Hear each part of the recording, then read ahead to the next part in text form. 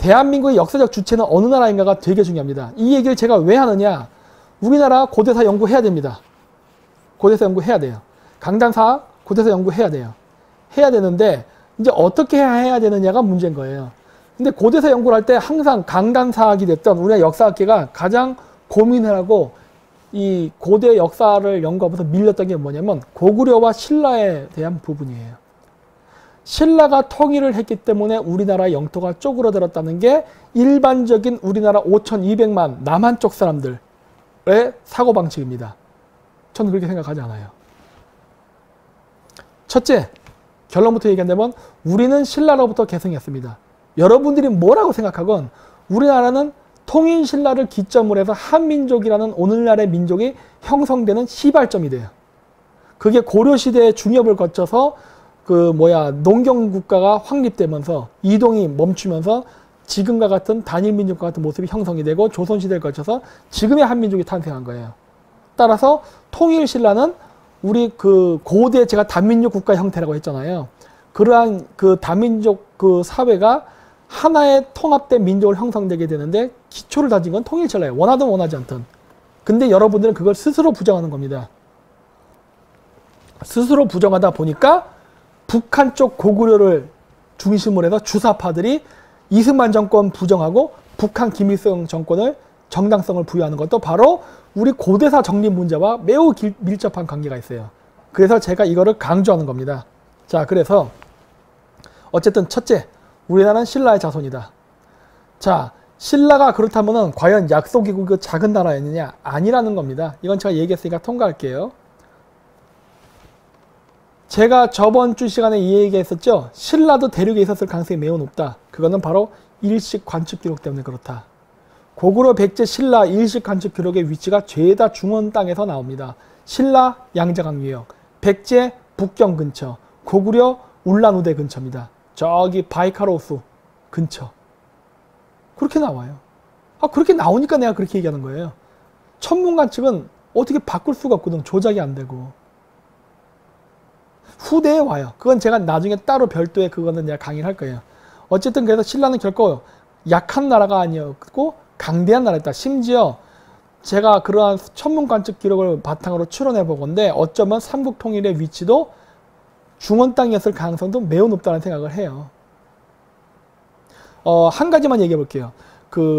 고구려가 했다는 살수 대첩이 있습니다. 그 살수가 어디일까 하는 거예요. 우리가 삼국사기를 봐도 살수의 위치는 알 수 없습니다. 그냥 청천강이라고 우리가 지금 오늘날 얘기를 하지만 실질적으로 청천강이란 증거는 없어요. 그런데 저는 살수의 위치를 어디라고 보고 있냐면요. 황하라고 보고 있습니다. 왜 그렇게 보느냐.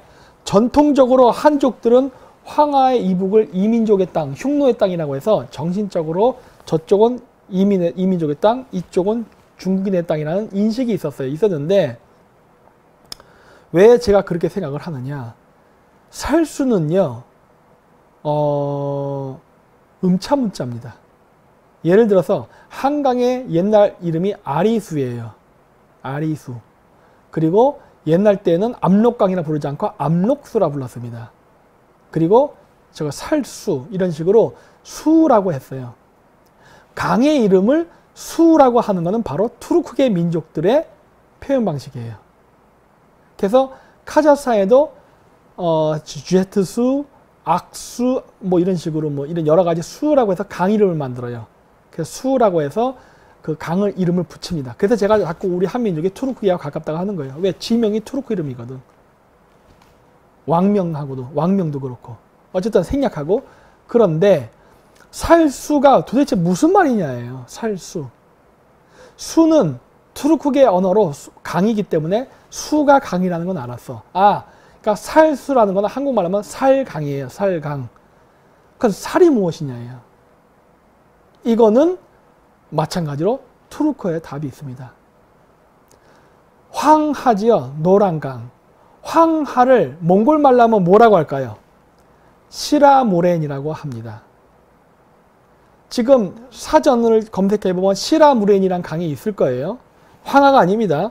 난하 쪽에 있어요. 지금 거기에 시라무렌 강이라는 게 있는데 시라무렌은요 두 군데입니다. 황하와 지금의 시라무렌 강이에요. 왜 그렇게 불렀느냐? 강의 색깔이 노랗기 때문입니다. 시라무렌이라는 한자는 몽골어의 샤르모른에서 온 거예요. 샤르모른. 샤르, 노랗다. 모른, 강이에요. 노란 강, 샤르모른. 샤르모른을 시라무렌이라고 한자로 쓴 거예요. 그래서 몽골인들은 고대의 황하도 시라무렌이라 불렀어요. 그렇다면은 투르크계 사람들은 시라무렌을 뭐라 불렀을까요? 사르수라 불렀습니다. 사르수. 살, 노랗다. 수, 강. 황하예요. 황하 정도 스케일이 돼야 당나라 30만 대군이 물에 빠져 죽고 그럴 거 아니니까 청천강 막아갖고 그 정도 수량이 나오겠어요?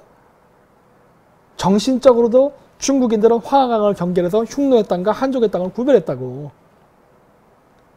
그렇기 때문에 저는 살수의 위치를 황하라고 추정하고 있어요. 뭐 어쨌든 통과합시다. 그거는. 어쨌든 그래서 고대사는 다시 봐야 될 부분이 굉장히 많아요. 그리고 우리 한민족의 흔적은 중원, 그 다음에 하북성, 섬서성에까지도 많이 뻗어 있다는 것을 알고 있습니다. 그것도 조사해야 돼요. 자, 그래서 신라가 결코 약한 나라가 아니었다는 것은 로마 왕국 신라라는 책에도 제가 나온다고 했죠. 거기에도 나옵니다.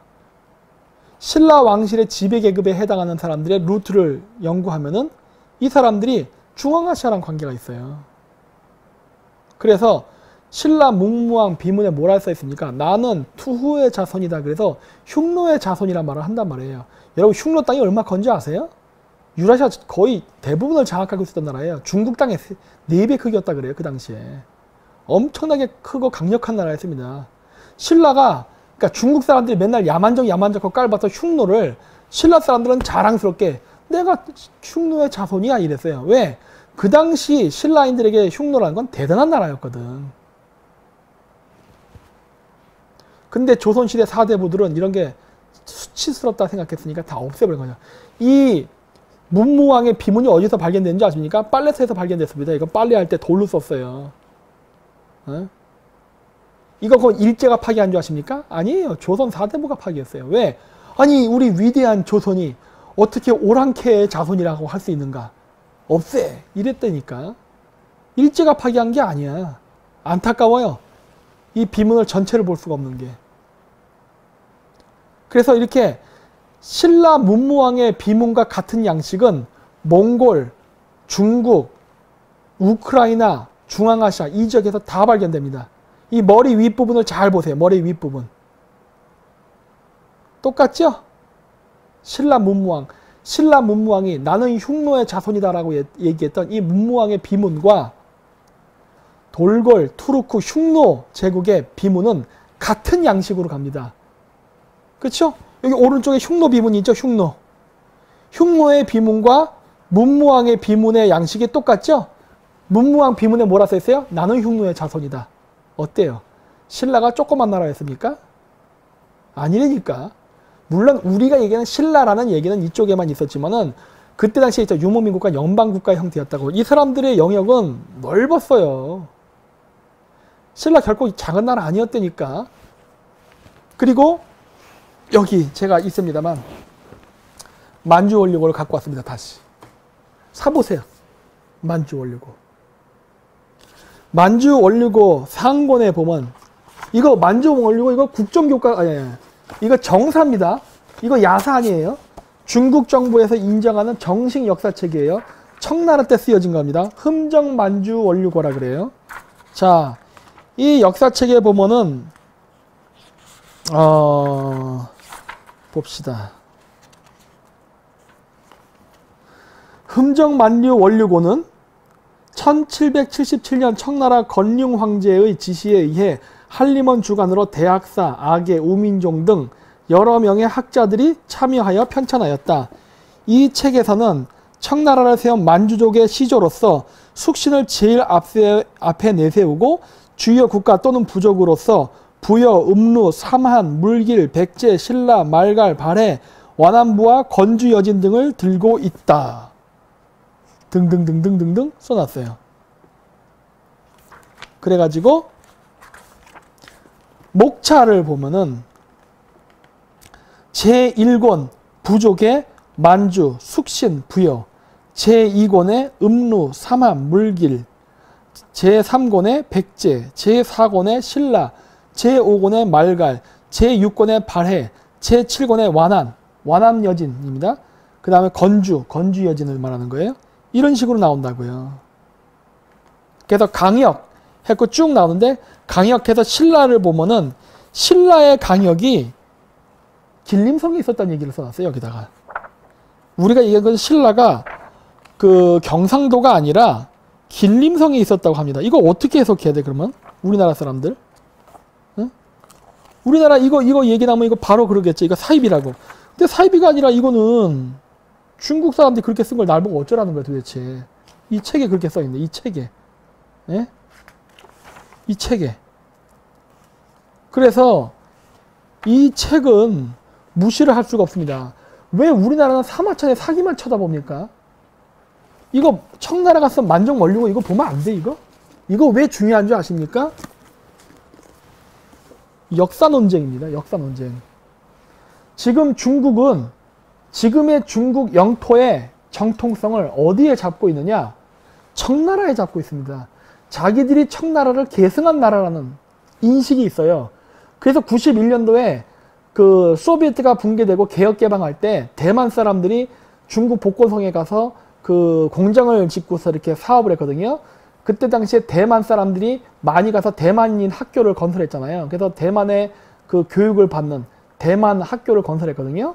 그때 그 대만 학교에서 가르쳤던 역사 교과서에 대만 사람들은 청나라를 인정하지 않았어요. 이건 오랑캐들의 나라다 그래서 명나라까지만 인정을 합니다. 그래서 그것 때문에 옛날 때 중국하고 대만이랑 역사 분쟁이 일어난 적이 있었어요. 그래서 대만은, 야 대만은 우리는 안 한다예요.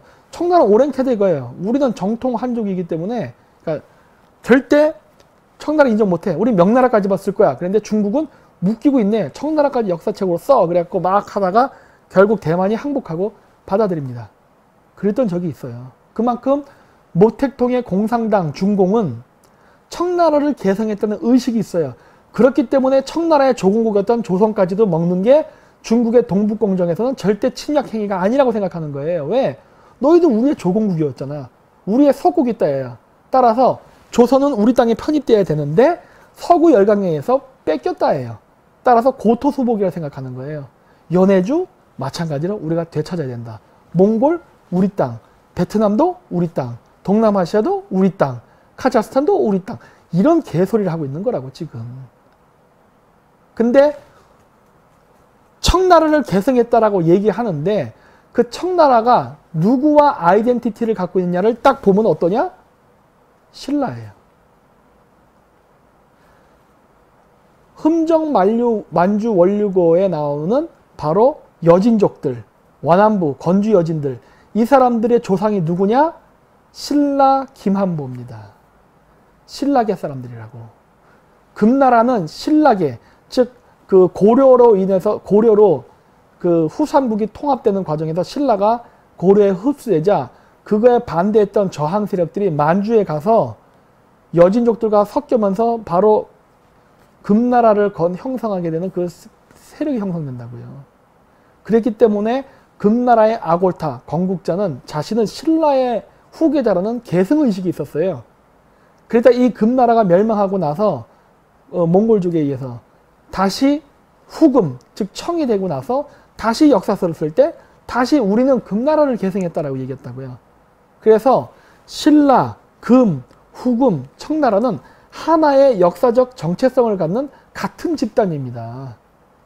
따라서 우리가 그렇게도 싫어하는 신라를 버리게 되면요. 우리는 중원에 대한 영유권을 주장할 수 없게 되는 거예요.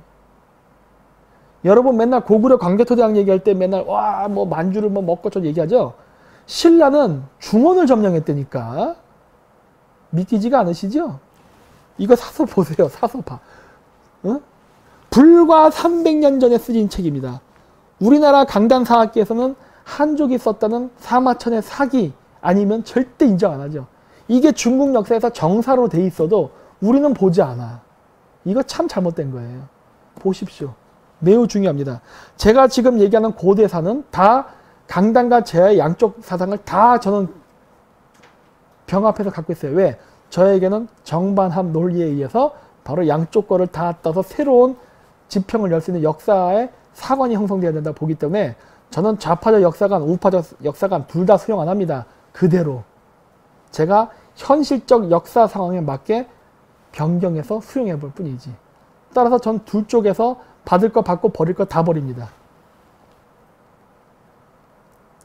자, 그리고 경주에서 발견된 황금보검, 맨 위에 거, 중간 거 카자흐스탄에서 발견된 겁니다. 맨 밑에 거 파미르, 우크라이나에서 발견된 거예요. 어때요? 똑같죠? 신라가 만만한 나라 아니었으니까 그러네. 이 칼은요, 무역품 아닙니다. 무역품 아니에요. 여러분, 칼은요, 두 종류가 있습니다. 전쟁할 때 쓰는 칼과 지휘봉의 칼이 있어요. 그러니까 그냥 어떤 권위를 상징하기 위한 칼이에요. 두 종류의 칼이에요. 그걸 어떻게 구별하느냐? 여러분들이 칼의 유무를 봤을 때 이 칼날이 있는 칼서부터 해서 칼 몸체 있죠? 몸체가 하나로 이게 주형 형틀에서 나왔으면은 그거는 전쟁용 칼이에요. 그래서 이렇게 칼서 날이 있는 부분부터 칼집까지가 하나로 나와서 거기다가 나무를 딱 씌워서 밧줄로 묶어서 잡기 좋게 만든 거는 전쟁용 칼이에요. 왜? 그래야 부딪혀도 칼이 안 부러지니까. 그런데 종교적, 즉 어떤 지도력을 나타내는 상징적 의미로 만들어지는 권위를 나타내는 칼은요, 칼과 칼 손잡이를 분리해서 만드는 경우가 많습니다. 왜? 장식을 해야 되니까. 그래서 그런 칼은 연결을 시켜서 이렇게 철사 이런 걸 묶어요. 그래서 그런 칼은요, 칼싸움하면 부러집니다. 왜? 따로 묶었기 때문에. 이런 칼은 칼싸움 하라고 하는 칼이 아니라 일종의 지휘봉이에요. 지휘봉. 그래서 권위를 나타내는 칼입니다. 칠지도도 보니까 뒷부분이 칼집 부분이 없더라고요.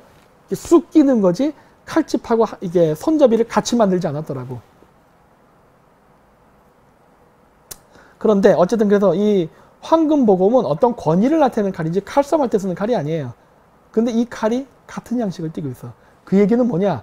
이거는 왕권이라든가 어떤 통치 권력을 인정하기 위해서 주는 칼이라는 거예요. 즉 무역품이 아닙니다. 이건 무역품이 아니에요. 왜? 어떤 지배권을 인정하기 위해서 하사해 주는 그런 거기 때문에 일종의 칠지도와 같은 거예요. 칠지도도 하사품이에요. 그 지역을 다수 있다는 걸 인정해 주는 그러한 칼이기 때문에 절대 무역품이 아니죠. 그거는 일종의 뭐랄까 옥새와 같은 거니까. 그리고 보십시오. 동복. 그쵸? 이게 독일에서까지 발견돼. 저 오스트레일리아 이런 데까지. 그리고 신라의 개마우사 뒤에 똑같이 있죠? 넣을 때니까요. 신라가 경상도 안에 한정된 나라가 아니었다니까. 이게 보시면은 이 오른쪽에 고구려의 칸글리라는 무사입니다. 칸글리. 여기 보면 상투도 하고 있어요. 목 가리개. 요거 가야무사. 가야랑 신라가 같은 김씨인 거 아시죠? 친척인 거. 똑같아요. 그쵸? 똑같다고. 보세요.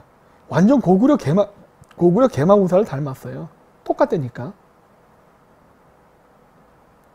이거 가야 물건이랑 똑같죠? 김해박물관, 경주박물관 가면 이거 똑같은 거 있어요. 그쵸? 근데 이거 카자흐스탄 거예요. 내 카작 친구도 경주박물관 가서 이거 보여주기가 놀래더라고요. 우리 동네 이거 있어 그러는 거예요. 그래서 그래 알아 나도 그랬어요. 자, 무덤 적성 목각본 똑같죠. 이 오른쪽에 마늘 많이 나는데 의성에 있는 고분 켈트족 이 카자흐스탄 이게 오른쪽에 잡니다. 얼마나 고분이 금원체가 이렇게 조그맣게 보여요. 그쵸? 요 밑에 러시아 당목 등등 이때니까요. 공통문화가 무진장 많아요. 물론 이 시대는 다민족 국가입니다. 오해하지 마세요. 이거 다 한민족 이렇게 하면 안 돼요. 제가 고대국가 이전은 다민족 국가 시대라고 얘기했어요. 했지만 어쨌든 신라라는 사람의 그 활동 영역이 굉장히 넓었다는 걸 얘기하는 거예요. 물론 이게 그렇다고 해서 다 신라 땅은 아니에요. 그 당시엔 연방국가였으니까. 그래서 이 사람들은 굉장히 넓은 지역에서 살던 사람들이고 이렇게 한반도에서 신라를 건설한 이후에도 계속 중원 대륙과 유라시아를 횡단하면서 자기 친인척들과 교류를 하면서 강력한 국가를 형성했다 해요.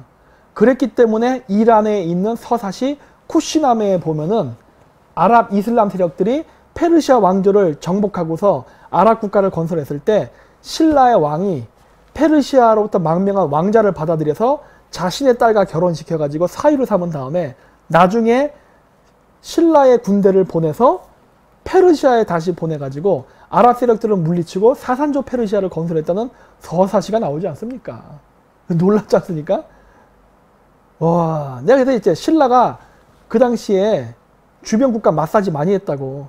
그래서 일본에서는 임신의 난을 일으켜서 일본 천황가와 일본 귀족들을 친신라 내각으로 완전히 체질 개선을 시켜버리고 심지어 중동에 있는 이란, 페르시아 지역까지도 신라가 마사지를 해가지고 친신라계 사산조 페르시아를 건설했다. 이런 내용들이 나온단 말이에요. 이거 놀라운 기록이거든요. 이런 역사 기록 왜 안 볼까 하는 거예요. 왜 안 볼까? 좀 봐라, 이거 좀 봐라. 어? 짱꼴라들이 쓴 역사책만 보지 말고 죽어도 안 보죠, 우리나라 사람들. 결론은 뭐냐? 이 당군주화 제가 갖고 왔습니다. 저한테 있어요. 제가 이걸 무진장 많이 사왔었죠. 이걸 제가 한 200만 원어치를 제가 사왔었어요. 사가지고 우리나라 제야, 강단, 역사학자들에게 나눠주면서 제발 좀 역사를 지평을 넓혀줬으면 좋겠다. 신라 무시하지 말아라. 신라 굉장히 중요하다. 왜? 지금 중앙아시아에서 불고 있는 범투르크주의, 얘가 얘기했죠. 범투르크주의라는 건 뭐냐면 중국과 러시아에 대항해서 투르크계 민족들이 하나의 힘을 합쳐서 대항하겠다는 공동체입니다. 계속 강화되고 있어요. 그리고 그 뒤에는 미국과 서방 국가가 있습니다. 중국과 러시아를 견제하기 위해서 중앙아시아의 투르크계 민족들을 계속 지원해주고 있어요. 물론 잠깐 페이스가 꼬였죠. 터키가 친러로 돌아서는 바람에. 그것도 러시아의 공작이죠.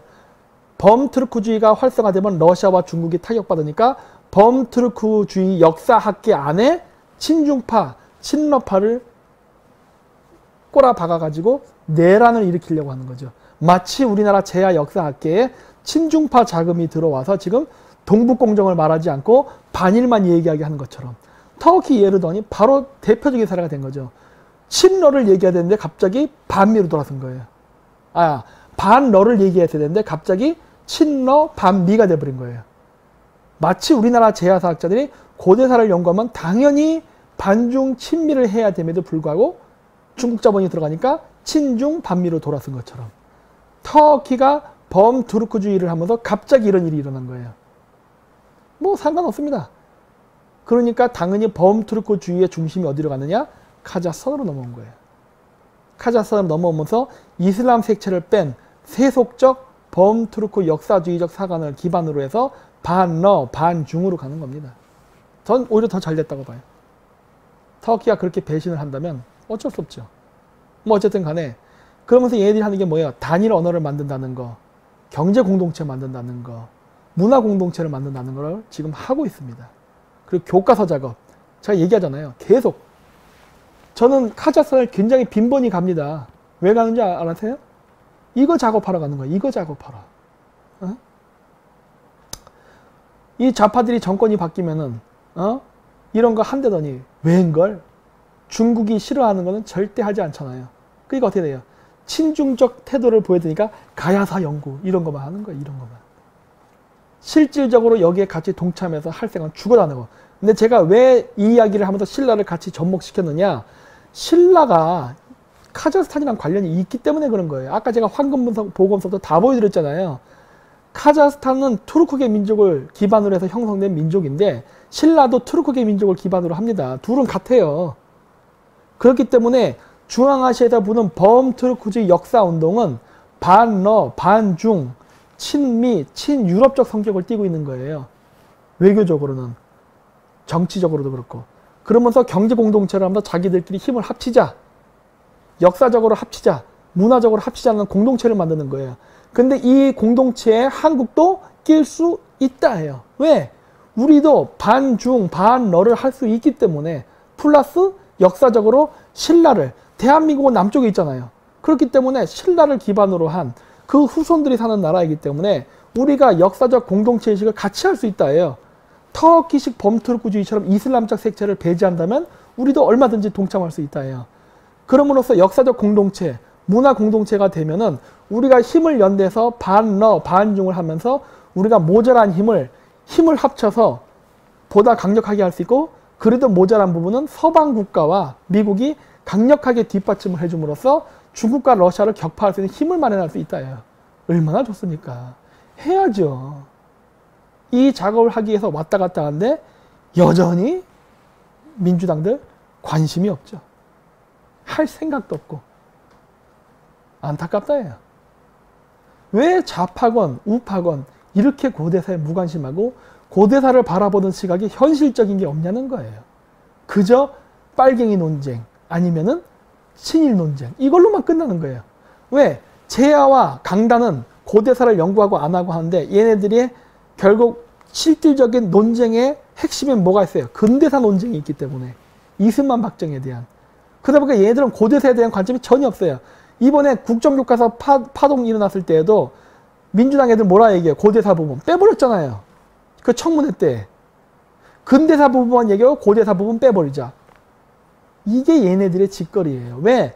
중국 돈을 받아 먹었으니 되겠습니까?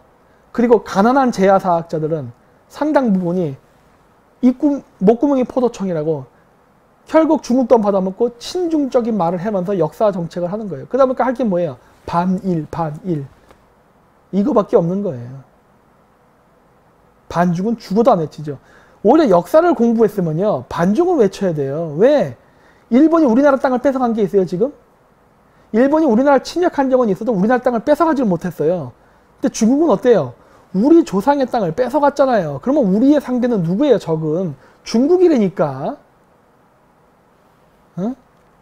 왜 그런 생각을 안 할까? 자, 그래서 권력은 이동합니다. 미국은, 그러니까 고대에는 우리 유목민족 국가들이 실크로드를 장악하고서 실크로드를 장악한 국가가 세계를 제패했어요. 그렇기 때문에 흉노라는 나라가 중국도 제압하고 유럽도 제압하고는 강력한 나라였어요. 왜? 그때 당시에는 먹고 사는 그 무역 통로가 실크로드였기 때문에 실크로드를 장악한 자가 천하를 장악했습니다. 하지만 나중에 유럽이 신대륙을 발견하면서 대서양의 시대가 열리면서 실크로드 무역 항로가 죽고 그 다음에 대서양 무역 항로가 열리면서 소위 얘기하는 대항해 시대가 열립니다. 그러면서 전통적인 유럽의 부자 국가이던 동유럽이 쇠퇴하고 그렇게 거지같이 못 살던 서유럽이 졸부가 되면서 오늘날의 서구 열강이 된 거예요. 여태까지. 그래서 대서양의 시대가 열렸는데 그래서 한 500년 정도 잘 해먹었는데 이게 1차 세계대전, 2차 세계대전으로 서유럽 국가들이 전쟁으로 피폐해지자 거기다 군수물자 팔아먹던 미국이 대서양 무역으로 돈을 번 다음에 2차 세계대전 때 폐허가 된 유럽이 그로키 상태일 때 잽싸게 미국의 서부를 개발하고 태평양 시대를 열으면서 미국이 세계 무역 항로의 헤게모니를 쥐게 된 겁니다. 왜? 미국이 미국 서부를 개발하고 일본, 한국, 대만, 동남아시아를 개발하면서 미국 서부 해안과 연안한 국가, 아시아 국가들을 산업화시켰거든요. 산업화시켜서 모든 소비시장과 그 공업물자, 물류가 왔다 갔다 하게 되자 대서양 무역이 상대적으로 죽어버리고 태평양 무역이 활발화되면서 미국이 유럽으로부터 무역 패권을 가져온 거예요. 그럼으로써 미국은 대서양 무역과 태평양 무역 양쪽을 장악하면서 오늘날의 슈퍼파워가 된 겁니다. 그리고 이 슈퍼파워에 도전하는 게 바로 중국이죠. 그러면서 중국은 인도태평양 무역 항로를 대항한 1대1로를 건설하면서 미국에 도전했다가 지금 개박살나는 중이고 이런 거예요. 바로 이러한 역사적 갈등 속에서 우리가 서 있는 것입니다. 자, 그렇다면 우리는 어떻게 해야 될까요? 우리는 이러한 미중 무역 패권 정쟁과 중앙아시아의 국가들이 범트루크주의 운동을 하면서 중국과 러시아에 저항하는 이러한 여러 역학관계를 바라보면서 우리는 어떠한 역사관을 가져야 우리의 국익에 도움이 되는지를 생각해야 되는 거예요. 이게 중요한 거예요. 근데 우리나라의 역사학자들, 제야가 됐던 강단이 됐던 어느 쪽도 그 얘기는 안 하고 그저 1945년에 머물러 있죠. 친일 논쟁, 적폐천상. 지금은 2018년이고 21세기예요. 20세기에서 21세기, 100년, 한 세기가 지났음에도 우리 대한민국 사람들의 머릿속에는 좌파 엘리트건 우파 엘리트건 다 조선시대 4대부의 방식을, 사고방식을 갖고서 지금의 21세기를 바라보고 있다요. 그러니 미래에 대한 대안이 절대 나올 수가 없는 거예요. 생각이 없잖아요. 미래를 어떻게 바라볼 것인가, 미래의 역사를 어떻게 개척할 것에 대한 고민이 하나도 없잖아요. 그런 고민을 하면서 역사 공부를 해본 적이 없잖아요. 그러니까 맨날 내가 잘났다, 네가 잘났다, 정통성 논쟁, 즉 그걸 뭐라 그러더라? 당파 싸움이에요. 예속 논쟁. 이 짓만 하는 게 우리나라 역사학계의 크나큰 문제점입니다. 그렇기 때문에 좌파 정권이 들어섰다고 해서 제야사학자가 고대사 할 때 고구려가 됐던 만주가 됐던 전혀 연구 안 하는 거예요. 왜? 돈 줬으니까 아이고 생계 해결됐네. 끝. 가야사 연구에 네. 이렇게 되는 거예요. 고구려 연구하지 마. 네. 중국을 성나게 하지 마. 네. 강단사학자가 됐건 제야사학자가 됐건 전부 다 내가 봤을 땐 중국의 개입니다. 우리나라 국회의원 정치도 마찬가지고. 그래서 제가 친중 세력을 몰아야 된다고 자꾸 얘기하는 거예요. 이 실크로드 무역이 열리는 헤게모니는 반드시 열릴 겁니다. 자, 요게 제가 예전 강의 때도 여러 번 얘기했던 지도입니다. 좌파 사람들 제가 얘기했던 유라시아 실크로드 많이 따갔어요. 지금 송영길이가 하는 저런 거, 제가 연구했던 것들 많이 카페에 갔어. 근데 카페에 가려면 제대로 카페에 가세요. 짝퉁은 역시 짝퉁이에요. 왜냐? 저는 유라시아 실크로드 건설에 대해서 매우 관심이 높습니다. 그리고 저는 이거를 단순히 이상이 아니라 진짜 실천을 하려고 노력하고 있어요. 그렇기 때문에 제 사비를 털어서 카자흐스탄도 가고 거기 가서 정치인들도 만나고 마사지도 하고 거기 그 교수들 이런 사람들도 만나서 온갖 공작과 마사지를 한다고. 어? 국민 세금 먹는 애들은 안 하잖아요. 중앙아시아 가면 뭐예요? 진짜 마사지를 받고 오죠. 어? 내가 얘기하는 마사지가 뭔 마사지인지 알죠? 그런 마사지를 받고 오잖아. 나는 가서 마사지를 한다니까. 내가 얘기하는 마사지와 저 사람들이 받는 마사지는 달라요. 제 말 뭔지 아시죠? 어? 난 직접 마사지 간다니까. 어떻게든 우리나라를 집어넣기 위해서 온갖 공작을 다 한다고. 어? 한 번 갔다 500만 원씩 깨져. 어? 그러면서 이런 공작을 하는데 이 실크로드를 실질적으로 실현을 시키려면요, 미국의 지원이 절대적으로 필요합니다. 미국의 지원 없이 실크로드가 열릴 것 같아요? 어? 제가 자연사박물관이라는 거 다른 거 얘기하면서 여러 번 얘기했어요. 어? 남북통일 하려면은 미국하고 협조해라. 응? 중국 놈들을 너무 가까이 하지 말아라. 여러 번 얘기한다고요. 왜? 우리가 남북통일하고, 물론 제가 여기서 얘기한 남북통일은 당장의 남북통일 아니에요. 왜? 그랬다 큰일 나니까. 일단은 따로따로 가야 됩니다. 해야 되지만 어쨌든 남북통일을 넘어서 우리는 만주를 내다봐야 되는 시대가 됐어요. 만주를 내다보는 시대가 돼야 유라시아 실크로드가 비로소 열리게 되는 기회가 오는데, 이 기회를 쟁취하기 위해서는 중국하고 충돌은 피할 수가 없는 거예요. 남북 통일을 할 때도 중국과의 충돌은 피할 수가 없는 겁니다. 그럼 이 피할 수 없는 상황 속에서 중국한테 무릎을 꿇겠다는 거예요? 그거 안 된다는 거예요. 중국을 압도해야 됩니다. 압도하기 위해서는 미국의 힘이 필요한 거예요. 다시 한번 신라가 당나라를 이용했듯이 다시 한번 우리는 미국의 힘을 빌려서 우리를 괴롭히는 백제, 전라도, 우리를 괴롭히는 고구려, 북한, 그 다음에 중국 때려잡고 다시 삼국통일로 가면 되는 거예요. 그리고 아까도 얘기했듯이 신라는 결코 작은 나라가 아니었다. 신라의 정통적 계승을 이어받았다는 금나라, 청나라는 어마어마한 영토를 가진 나라였어요. 그랬기 때문에 결코 작은 나라가 아니었기 때문에 신라의 정통성을 이어왔다는 것에 대해서 결코 무슨 자괴감이라든지 스스로 부끄러움을 느끼지 말라.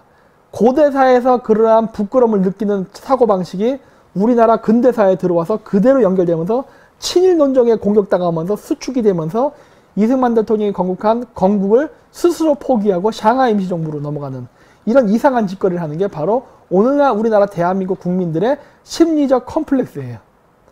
그 심리적 컴플렉스를 극복해야만 우리가 자주적인 역사를 쓸 수 있고 자주적인 외교를 펼치면서 비로소 대한민국을 중심으로 한 그 자유민주주의를 중심으로 한 남북통일, 심지어 만주통일까지가 이루어지니까 그 역사적 컴플렉스가 아닌 역사적 자긍심을 가지고서 지금부터 새로운 역사적 지평을 써야 됩니다. 그렇기 때문에 제가 고대사를 연구하면서 신라를 굉장히 연구를 많이 하는 이유는 바로 이것 때문이에요. 그리고 제가 이 고대사에 대한 부분은 따로 나중에 강의를 할게요. 이걸 지금 제가 이 제한된 시간 내에 다 얘기하기엔요 너무나 길고 방대해요. 시리즈를 만들어야 되거든요. 한 20편, 30편씩. 그렇기 때문에 제가 왜 신라가 중요한지는 나중에 차근차근 시간이 날 때마다 설명을 하도록 하겠습니다. 그래서 제가 오늘 역사 패권 전쟁에서 신라를 중심으로 해서 우리나라가 민족의 정체성을 다시 회복해야 되고 다시 과거 신라가 삼국통일했던 그 방법을 벤치마킹해서 지금의 21세기 현재 동북아시아 상황을 극복해야만 한다는 것을 마지막 결론을 내리면서 오늘 그레이트 게임을 마치도록 하겠습니다.